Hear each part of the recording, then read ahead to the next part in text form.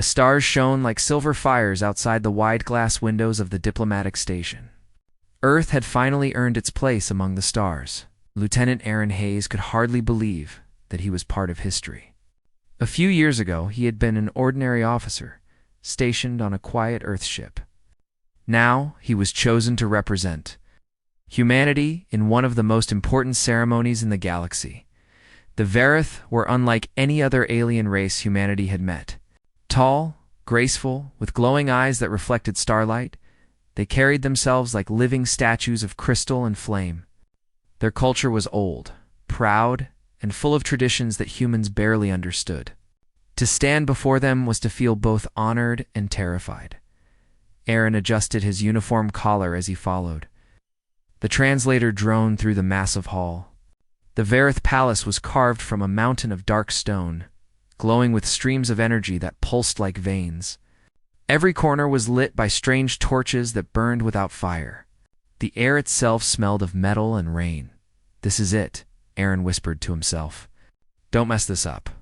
One ceremony. One speech. Then Earth gets its alliance. But nothing in the translator's briefing had truly prepared him for what was about to happen. At the center of the hall, the Verith nobles waited. Two sisters stood at the front, both daughters of the ruling house.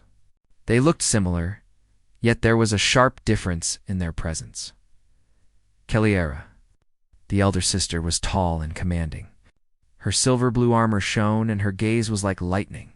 She carried herself with the certainty of someone born to lead. Lyra, the younger sister, stood quietly at her side. Her robe flowed like water, her head bowed slightly, and her eyes glowed with a softer, gentler light. She seemed curious rather than proud, more like a dreamer than a warrior. Aaron had been told only one thing: the bond was to be made with the elder sister. Keliera was the one chosen by the council. Through this life bond, Earth would join the Verith in unshakable trust. The High Speaker raised his staff, and the hall went silent. His deep voice echoed like thunder. "Human. Today, you shall join with the House of Verith. Through the rite of binding, our bloodlines, our spirits, and our fates shall share one path. Step forward." Aaron's heart pounded. He had rehearsed the steps 100 times. Walk forward. Place his hand upon the chosen one. Accept the ritual mark. He moved carefully, bowing his head, doing his best to look respectful. The translator drone buzzed softly behind him, repeating the ceremonial words in English.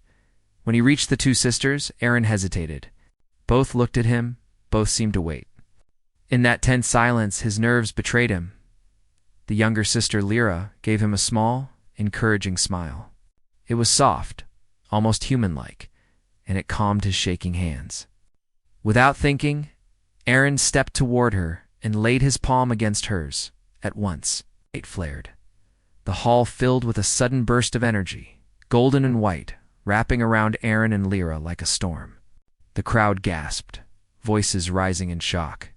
He felt something pierce into his mind, threads of thought, emotion, and memory weaving together with another soul. His breath caught. He could feel her. Lyra's presence filled his head like a gentle warmth. He heard her surprise echo through the bond. "You chose me." Aaron staggered back. Wait, what just happened? The High Speaker's staff struck the ground with a crash that made the walls shake. "The bond is sealed," he declared. "The human is chosen?" Keliera's eyes widened, her glow flaring brighter than ever. Her voice was sharp with fury. "He was meant to bond with me. This is a mistake." But no one moved to undo it. The bond was alive. Once made, it could not be broken. Aaron barely understood what he had done. The hall erupted with voices, some shocked, some angry, some whispering in disbelief. He felt the link in his mind grow stronger. Flashes of Lyra's thoughts and feelings brushed against him. Curiosity, shyness, fear. He turned to her. I'm sorry. I didn't know." Her eyes met his, glowing with nervous wonder. "It's done now," she whispered. "You are bound to me. For life." Keliera stepped forward, her presence like a blade of fire. She towered over Aaron, her face a storm. "You fool," she hissed. "Do you realize what you've done?" This bond was meant to unite two peoples through honor. Instead, you have bound yourself to my sister, who holds no position of power. You've insulted our house before the entire council." Aaron's throat went dry. He wanted to explain, but the truth was simple. He had panicked. He had seen a smile, chosen comfort over duty. And now the future of Earth's first alliance was in danger. The High Speaker raised his staff again. "The bond cannot be undone. The human and the younger daughter are joined. The spirits themselves have witnessed it. So it shall remain." Kalira's glare could have cut through steel. "Then Earth has doomed itself." The ceremony ended in chaos. Aaron was led to his quarters inside the palace, but he could hardly sleep. The bond tugged at his mind like an open door. Whenever he closed his eyes, he felt Lyra's present soft breaths, flickers of her thoughts, her quiet heartbeat like an echo in his chest. He rolled over on the bed. "This can't be happening. I bonded with the wrong sister. The wrong one." A gentle voice whispered in his head. "I can hear you, you know." Aaron sat up. "Lyra?" "Yes," she answered softly. Her tone was not angry, only curious. "You did not mean for this to happen, but you chose me anyway." "Why?" Aaron rubbed his face. "I didn't choose you. Not really. I got nervous. You smiled, and I thought, never mind. It was a mistake." There was silence for a moment. Then came a faint reply. A mistake or fate? Aaron had no answer. The next day, tension filled the palace. Whispers followed Aaron wherever he went. Some nobles called the bond a disgrace. Others murmured that perhaps the spirits themselves had chosen a different path. When he entered the council chamber, Kalira was already there. She stood tall, her armor shining, her gaze sharp. Her words cut like knives. "You have humiliated us before our people. You bonded with a dreamer, not a leader. You risk shattering the alliance before it even begins." Aaron clenched his fists. "It wasn't my intention." "Intent does not matter," she snapped. "What matters is strength, honor, and unity. And you have given none of these." Lyra stepped forward, her voice softer but steady. "Sister, the bond is not weakness. Perhaps the spirits saw something neither of us could." Lyra turned away, her jaw tight. "Do not defend him. He is human. He does not understand our ways." Aaron felt the bond stir again. Through it, he sensed Lyra's quiet determination, her belief that something good might come of this. For the first time since the mistake, he wondered if maybe, just maybe, this bond was not entirely a curse, but the shadow of Kalira's fury still hung over them. And deep inside, Aaron knew this was only the beginning. The days after the bonding ceremony felt like walking through a storm. Lieutenant Aaron Hayes could feel eyes on him wherever he went. The Vareth nobles whispered in corners, their glowing eyes sharp with judgment. Some looked at him with curiosity, others with contempt. His mistake had shaken more than just two sisters. It had unsettled the balance of politics itself, and the bond was always there.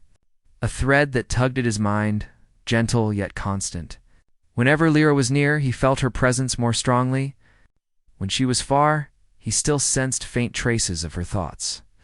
Her feelings like a quiet echo in the background of his mind. Sometimes it was comforting. Sometimes it was terrifying. One morning, Aaron stood on the balcony of the guest quarters, looking out at the alien city stretched below the palace. Towers of black stone rose like spears, glowing with rivers of blue light. Ships drifted through the skies like silent birds. It was beautiful, but it felt less like a welcome and more like a cage. "You are restless again," Lyra's voice whispered gently in his mind. Aaron sighed. "Still getting used to this connection? It's like I can't have a private thought anymore." "I don't mean to intrude," she answered, her tone soft. "But the bond doesn't hide. It only shares. I feel your unease as you feel mine." Aaron leaned against the rail. "Yeah, well, you're handling this better than me." Right. There was a pause. Then came a quiet thought. Perhaps I was always meant to. Aaron turned. Lyra stood at the doorway, her long robe trailing behind her, her glowing eyes watching him with cautious calm. Unlike Kalira, Her presence was not sharp or overwhelming. She was like quiet rain against steel. "I didn't want this for you," Aaron admitted. "You didn't choose me. I didn't choose you. This was just my mistake." She tilted her head slightly. "And yet the bond chose us both." Aaron didn't reply. Part of him wanted to argue, but another part knew her words carried a strange truth. Later that day, the council summoned him. He entered the grand chamber, heart pounding, only to find Kalira waiting at the center with several armored nobles. Her gaze struck him like fire. "Human, do you understand what you have done?" Aaron kept his shoulders straight. "I bonded with the wrong sister." "Yes, I know. I've been reminded of that every day." Kalira stepped closer, her voice sharp and commanding. "It is more than that. You've placed our house in danger. Rivals now whisper that our traditions have been broken, that our honor is tainted. They claim the bond is invalid and that your presence is an insult to our people." Aaron clenched his jaw. "So what happens now? Do they just tear up the alliance? Do we go back to being enemies?" Kalira's eyes narrowed. "If it were up to me, perhaps. But the bond is real, and our laws cannot deny it. You are tied to my sister, whether I approve or not." Aaron tried to hold her gaze, but her intensity was overwhelming. "Then what do you want from me?" Kalira's reply was like a blade. "I want you to prove that humanity is not a mistake." The room went silent. Even the nobles shifted uncomfortably. Aaron felt the bond stir within him. Lyra's quiet presence was there, watching, listening, offering a thread of calm against Kalira's fury. That evening, Lyra visited him again. Her voice was gentle, but he could feel her worry through the bond. "My sister is proud. She fears dishonor more than death. But beneath her anger, she does not hate you." "Not truly." Aaron gave a tired laugh. "She has a strange way of showing it." "She sees strength as the only truth," Lyra explained softly. "But strength is not always fire. Sometimes it is patience. Sometimes it is hope. That is what she cannot see yet." Aaron looked at her carefully. "And you? What do you see?" Her eyes glowed like twin stars. "I see a human who is not afraid to reach out, even if by mistake.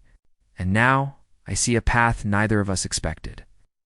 The bond pulsed with warmth, and Aaron felt her honesty deep inside his mind. For the first time, he wondered if fate had guided his trembling hand after all. But peace did not last. 2 nights later, the chaos struck the palace. An explosion shook the outer walls, alarms echoing through the halls. Aaron woke to the bond flaring, Lyra's sudden fear hitting his chest like a hammer. He ran into the corridor where armored guards rushed past. "Attackers," he shouted. One guard growled, "Saboteurs. Rival faction. Stay inside, human." But Aaron could already feel Lyra's panic. He sprinted toward it. Down the shadowed halls, he found her cornered by masked figures wielding glowing blades. Her hands trembled as she tried to summon energy, but fear clouded her focus. "Hey," Aaron shouted, grabbing a fallen staff from the floor. He wasn't trained for alien weapons, but desperation gave him courage. The attackers turned, surprised. Aaron swung the staff wildly, blocking one strike by pure luck. Sparks flew, and pain shot through his arms. He staggered, but the bond flared, Lyra's fear fueling his determination. "Stay away from her," he shouted.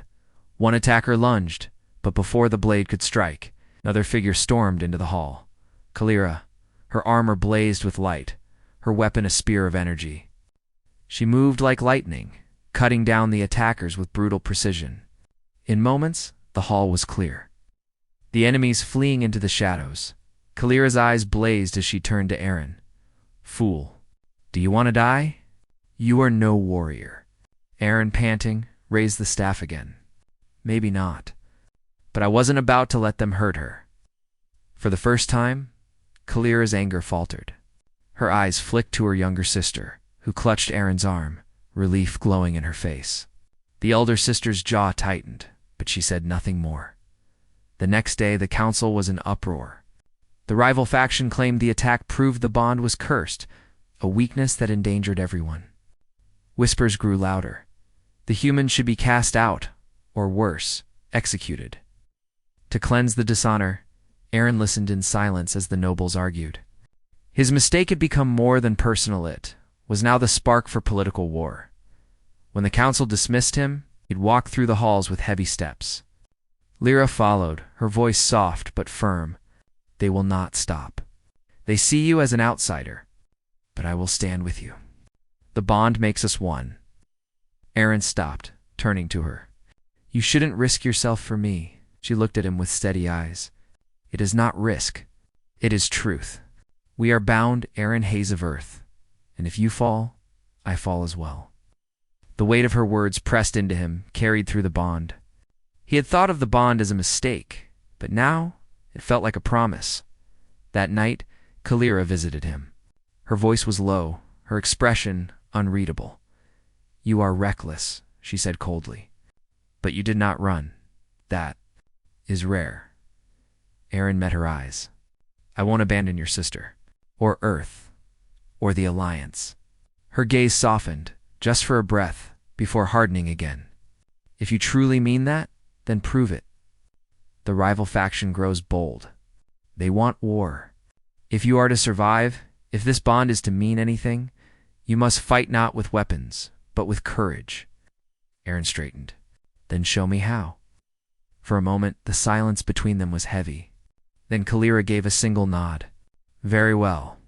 Human, you may yet prove that your mistake was destiny. The palace no longer felt safe. After the attack, the halls were filled with guards, their armor glowing faintly in the dim light. Every corner seemed to carry a shadow, every whisper a threat. For Lieutenant Aaron Hayes, the bond was no longer just an accident. It was a target, and the rival faction would not stop until the bond dawned. Perhaps his life was destroyed. Aaron stood in the training chamber, sweat dripping down his face. Before him, Kalira moved like fire, her spear striking with blinding speed. He barely managed to block with a practice staff, his arm shaking from the impact. You are too slow, Kalira snapped, circling him like a predator. The enemy will not wait for you to think. Not a soldier like you, Aaron shot back, trying to steady his breath. You are bound to my sister Kalira, replied coldly, which means you are a target. If you fall, she falls. Do you want that? Aaron gritted his teeth. No, then fight, she shouted, lunging again. The staff clashed against her spear, sparks flying. Aaron staggered, but didn't drop his weapon this time. He had no illusions he would never match Kalira's skill. But he refused to give up.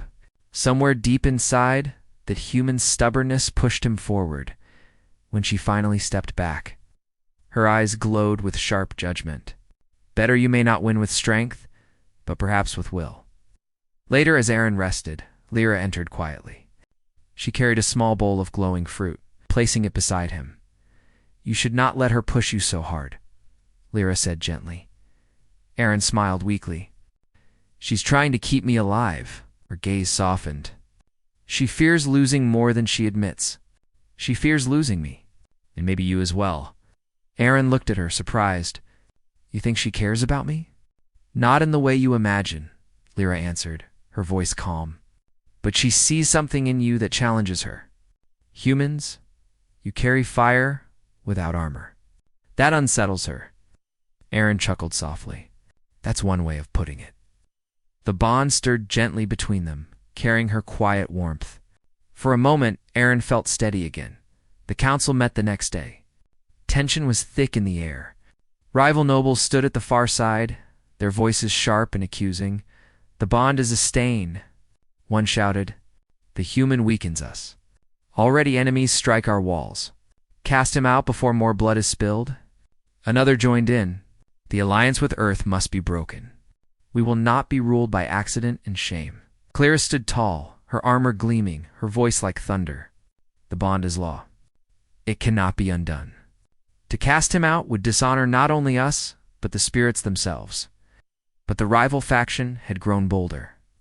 Their leader, a tall figure with jagged armor and burning eyes, stepped forward. Then let the human prove himself. Let him face the trial of unity. If he survives, the bond may stand.